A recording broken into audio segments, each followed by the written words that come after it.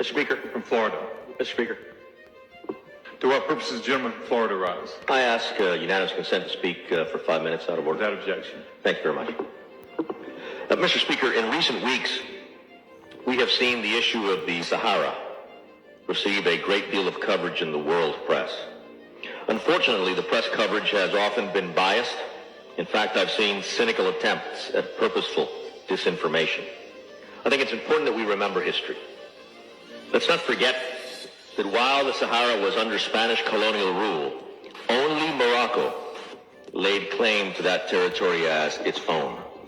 The Kingdom of Morocco repeatedly claimed the Western Sahara and demanded the end of Spanish colonial rule. It was only when Morocco's efforts at recovering the Sahara from Spanish colonialism under the leadership of King Hassan II began to be seen as making serious progress in the early 1970s that the so-called Polisario Front came into being. Then, as now, the so-called Polisario Group is financed by Algeria and is propped up by Castro's communist dictatorship in Cuba. Why is it important to understand this? Because in Morocco, our ally in North Africa in the struggle against international terrorism, the issue of the Sahara is the decisive issue. The reality of Moroccan sovereignty over the Sahara enjoys the support of the entire population of Morocco, including the Sahara itself.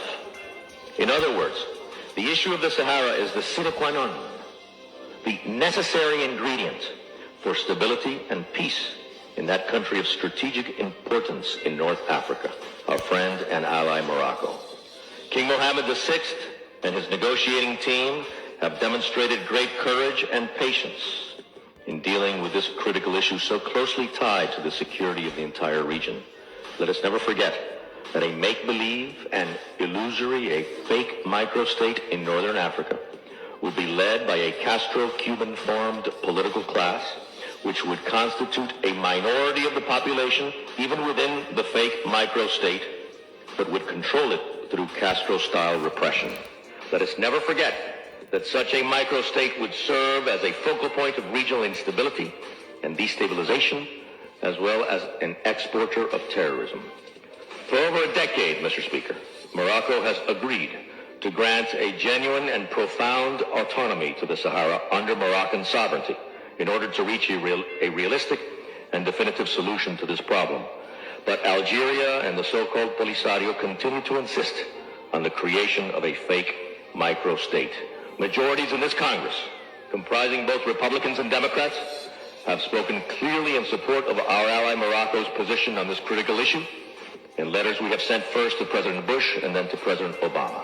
The United States, during both administrations, and with the strong leadership of Secretary of State Rice and Secretary of State Clinton, has agreed with the position expressed by the overwhelming majority of this Congress.